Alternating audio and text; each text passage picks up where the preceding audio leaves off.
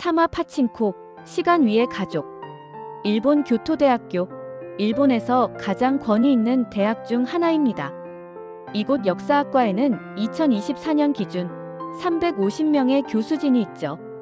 그중 한국사를 전공한 교수는 단 5명 뿐입니다. 왜일까요? 일본 학계에서 한국사는 주변부 역사로 취급되기 때문입니다. 일본 역사의 부록쯤으로 여겨지죠. 그런데 2025년 애플 TV 플러스에서 방영된 파친코라는 드라마가 전 세계적으로 히트를 쳤습니다. 일본계 한국인 가족의 4대에 걸친 이야기였죠. 일본에서는 이 드라마에 대한 반응이 극명하게 갈렸습니다. 어떤 이들은 역사 왜곡이라 비난했고, 어떤 이들은 침묵했습니다. 하지만 한 남자가 있었습니다. 교토대 역사학과 교수 사토 유키히로. 그는 평생 조선인의 역사 왜곡을 비판해온 보수학자였습니다. 하지만 그가 파친코를 보고 난 후 모든 게 바뀌었죠. 과연 그는 무엇을 보았을까요? 그리고 왜 그는 자신의 연구실을 닫고 한국행 비행기에 올랐을까요? 그 이야기 지금 시작합니다. 저는 사토 유키히로입니다. 일본 교토대 역사학과 교수죠. 45년을 역사를 연구하며 살아왔습니다. 제 전공은 근현대 동아시아사였고, 특히 일본과 조선의 관계를 집중적으로 다뤘어요. 제 연구는 객관적이라고 자부했습니다. 감정을 배제하고 오직 사료만을 근거로 역사를 분석했죠. 하지만 솔직히 말하자면 저는 한국을 좋아하지 않았습니다. 아니, 좋아하지 않았다기보다는 이해할 수 없었어요. 왜 그들은 항상 과거를 이야기할까요? 왜 사과를 요구할까요? 전쟁은 끝났는데 말이죠. 저는 학회에서 이렇게 발표하곤 했습니다. 한국은 피해자 의식에 사로잡혀 있습니다. 역사를 정치적으로 이용하고 있죠. 동료 교수들은 고개를 끄덕였습니다. 학생들도 제 말에 동의했어요. 저는 제가 옳다고 믿었습니다. 그런데 어느 날 제 연구실로 한 통의 이메일이 왔습니다. 제 제자 미즈키가 보낸 거였어요. 교수님, 파친코라는 드라마 보셨나요? 교수님께서 연구하시는 시대를 다룬 작품인데 한번 보시면 좋을 것 같아서요. 저는 피식 웃었습니다. 드라마? 그런 걸 왜 봐야 하지? 하지만 미즈키는 제가 아끼는 제자였습니다. 그래서 한 편만 보기로 했죠. 그날 밤 저는 노트북을 켜고 파친코 첫 화를 재생했습니다. 화면에는 부산의 영도가 나왔어요. 일제강점기 시절의 모습이었죠. 가난한 조선인 가족이 생선을 팔며 살아가는 이야기였습니다. 저는 처음엔 무심하게 봤습니다. 어차피 드라마일 뿐이야 라고 생각하면서요. 하지만 점점 제 손이 멈췄습니다. 주인공 선자의 눈빛이 화면을 가득 채웠어요. 그 눈에는 슬픔과 분노, 그리고 희망이 동시에 담겨 있었죠. 저는 그 눈빛을 외면할 수 없었습니다. 첫 화가 끝났을 때 저는 두 번째 화를 재생했습니다. 그리고 세 번째, 네 번째. 밤새 8편을 다 봤어요. 드라마가 끝났을 때 저는 멍하니 앉아 있었습니다. 이게 역사구나. 제가 사료에서 본 숫자들, 통계들, 날짜들. 그것들이 모두 사람이었다는 걸 깨달았습니다. 제가 연구한 조선인 강제징용 10만 명이라는 숫자는 단순한 숫자가 아니었어요. 각자의 이름과 가족과 꿈을 가진 사람들이었죠. 저는 가슴이 답답했습니다. 다음 날, 저는 연구실에 출근하지 않았습니다. 대신 집 근처 도서관으로 갔어요. 그리고 한국 관련 자료를 다시 찾기 시작했죠. 이번엔 달랐습니다. 숫자가 아니라 사람을 봤어요. 조선인 노동자 사망률 30%라는 문장을 읽을 때 저는 그들의 얼굴을 상상했습니다. 위안부 20만 명 추정이라는 문장을 읽을 때 저는 그들의 고통을 느꼈어요. 왜 이제야 보이는 걸까요? 일주일 후 저는 미즈키를 연구실로 불렀습니다. 미즈키, 고마워. 네. 무엇 때문에요? 드라마 추천해줘서. 나는 잘못 봤어. 역사를. 미즈키는 놀란 표정을 지었습니다. 교수님, 무슨 말씀이세요? 나는 평생 역사를 연구했지만 정작 사람은 보지 못했어. 숫자만 봤지. 미즈키는 조용히 고개를 끄덕였습니다. 저는 결심했습니다. 한국에 가기로요. 동료 교수들은 반대했습니다. 사토, 무슨 생각이야? 한국에 가서 뭘 하려고? 연구요. 연구는 여기서도 할 수 있잖아. 아니에요. 이건 직접 가봐야 해요. 저는 사직서를 제출했습니다. 45년간 몸담았던 대학을 떠나는 건 쉽지 않았지만 해야 할 일이었어요. 한 달 후, 저는 부산행 비행기에 올랐습니다. 부산 김해공항에 도착했을 때 저는 긴장했습니다. 일본인인 제가 이곳에서 환영받을 수 있을까요? 하지만 공항 직원들은 친절했습니다. 택시기사도 웃으며 인사했어요.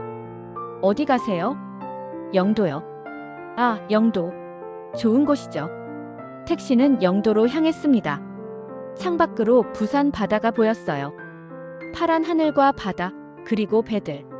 파친코에서 본 그 풍경이네. 영도에 도착했을 때 저는 먼저 항구를 찾았습니다.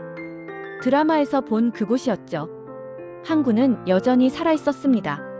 어부들이 그물을 정리하고 있었고 아주머니들이 생선을 팔고 있었어요.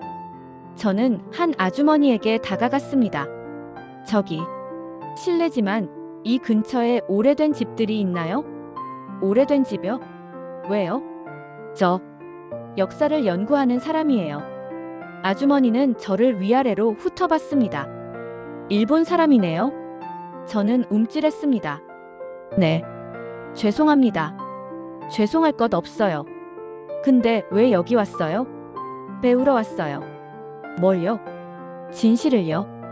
아주머니는 잠시 저를 바라보다가 한숨을 쉬었습니다.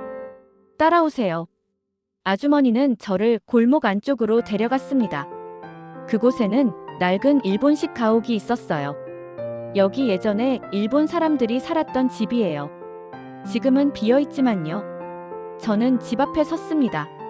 문은 잠겨 있었지만 창문 너머로 안이 보였어요. 먼지가 쌓인 다다미, 낡은 장롱, 그리고 벽에 걸린 오래된 사진. 이 집에 누가 살았어요? 일본인 가족이요. 해방되고 일본으로 돌아갔죠. 근데 그 집 아들은 조선 여자랑 결혼했대요. 그래서 못 돌아갔나 봐요. 저는 가슴이 먹먹했습니다.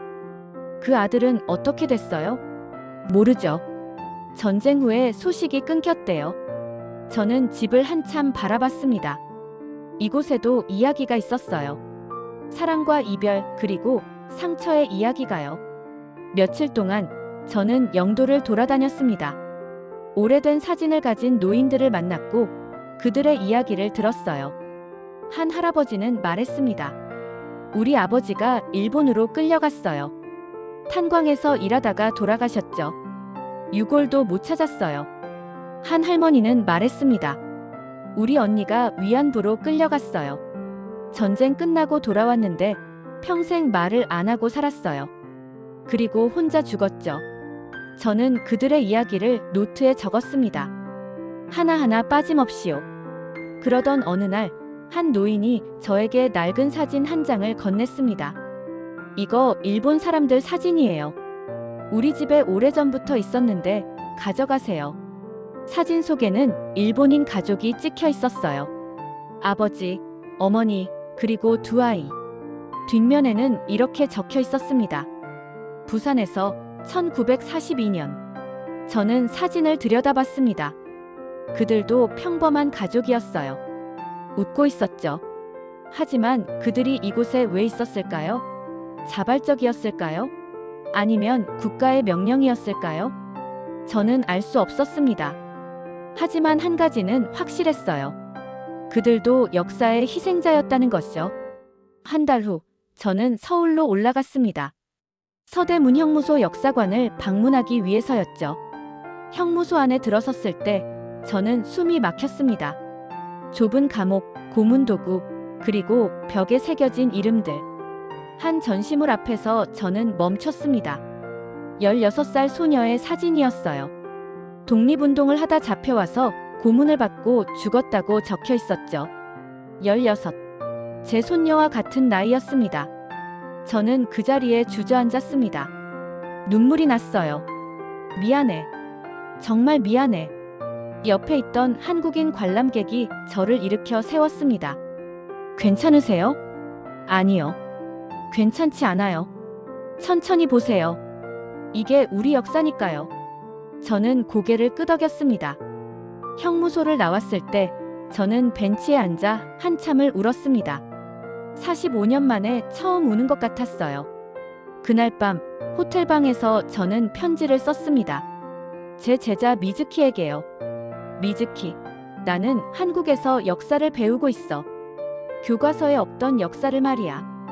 그들의 기억은 슬펐지만 눈빛은 살아있었어. 나는 지금까지 역사를 연구했지만 오늘은 사람을 배웠어. 고마워. 내가 나를 깨우쳐줘서. 다음 날 저는 경복궁을 방문했습니다. 관광객들로 붐볐지만 저는 조용히 궁을 걸었어요. 한옥의 처마, 단청의 색깔, 그리고 마당에 심어진 나무들. 아름답구나. 저는 일본 건축과 한국 건축의 차이를 분석하곤 했습니다. 어느 게 더 우월한지를요. 하지만 지금은 그냥 아름다움을 느꼈어요. 궁을 나오면서 저는 한복을 입은 젊은 여성들을 봤습니다.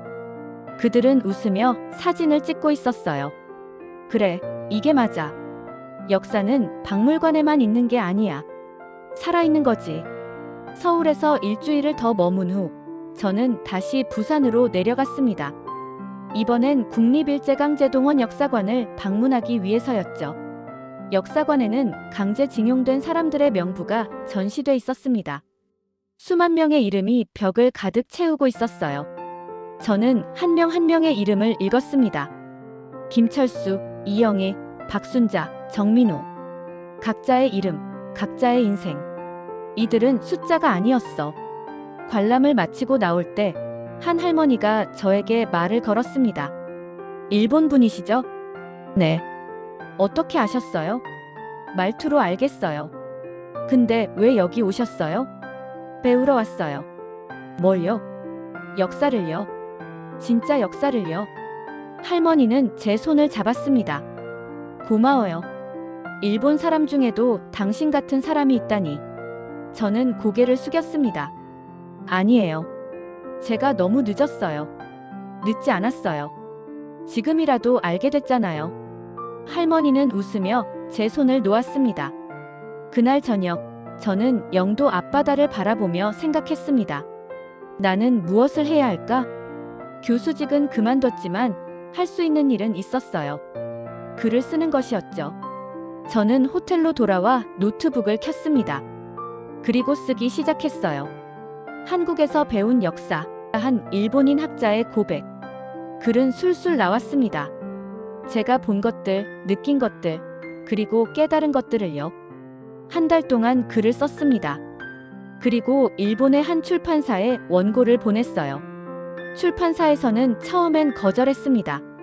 사토 선생님, 이 내용은 너무 민감합니다. 일본에서 받아들여지기 힘들 거예요. 그래도 내야 해요. 진실이니까요. 결국 한 작은 출판사가 책을 내주기로 했습니다. 책 제목은 파친코가 보여준 것들 역사 속의 사람들이었죠. 책이 출간되자 반응은 극명하게 갈렸습니다. 보수 언론은 저를 매국노라고 비난했어요. 학계 동료들은 연락을 끊었죠. 하지만 젊은 세대의 반응은 달랐습니다. 많은 대학생들이 제 책을 읽고 메일을 보냈어요. 교수님, 감사합니다. 저도 몰랐던 역사를 알게 됐어요. 이 책 덕분에 한국을 다시 보게 됐습니다. 저는 그 메일들을 읽으며 울었습니다. 제가 한 일이 헛되지 않았다는 걸 알았으니까요. 6개월 후, 저는 한국으로 완전히 이주했습니다. 부산 영도에 작은 집을 얻었어요. 이제 저는 매일 항구를 산책합니다. 그리고 노인들과 이야기를 나누죠. 그들의 기억을 기록하고 있어요. 언젠가 한 할아버지가 물었습니다. 일본 사람이 왜 여기 사는 거요? 속죄하려고요. 속죄? 네. 제가 몰랐던 것들, 외면했던 것들, 그것들에 대한 속죄요. 할아버지는 웃었습니다. 속죄는 마음으로 하는 거요. 여기 사는 게 속죄가 아니에요. 그럼 뭐가 속죄예요? 기억하는 거요. 그리고 전하는 거요. 다음 세대한테. 저는 고개를 끄덕였습니다. 맞아. 그게 내가 할 일이야. 지금 저는 두 번째 책을 쓰고 있습니다. 제목은 영도에서 배운 시간 기억과 화해의 역사예요. 매일 아침 저는 바다를 봅니다. 그리고 생각하죠. 역사는 끝나지 않았어. 지금도 계속되고 있어. 어제는 한 일본인 대학생이 저를 찾아왔습니다. 교수님, 책 읽었어요. 저도 한국에서 공부하고 싶어요. 저는 그 학생을 안아줬습니다. 잘 왔어. 여기서 많이 배워가. 저녁에는 한국인 친구들과 함께 소주를 마십니다. 그들은 저를 사토시가 아니라 유키 형이라고 불러요. 처음엔 어색했지만 이제는 자연스럽습니다. 어느 날 밤 술에 취한 친구가 물었습니다. 유키 형, 일본 안 그리워요? 그립죠. 하지만 여기가 더 좋아요. 왜요? 여기엔 진실이 있으니까요. 친구는 웃으며 제 어깨를 두드렸습니다. 형, 한국 사람 다 됐네. 저는 웃었습니다. 한국 사람. 나쁘지 않네. 오늘도 저는 노트북을 켭니다. 그리고 씁니다. 그들의 기억은 슬펐지만 그들의 눈빛은 살아있었다. 나는 역사를 연구했지만 오늘은 사람을 배웠다. 그리고 이제 알았다. 역사는 사람이고 사람은 기억이며 기억은 미래라는 것을. 창밖으로 부산 바다가 보입니다. 햇살이 반짝이고 있어요. 저는 미소 지었습니다. 고마워, 한국. 나를 사람으로 만들어줘서.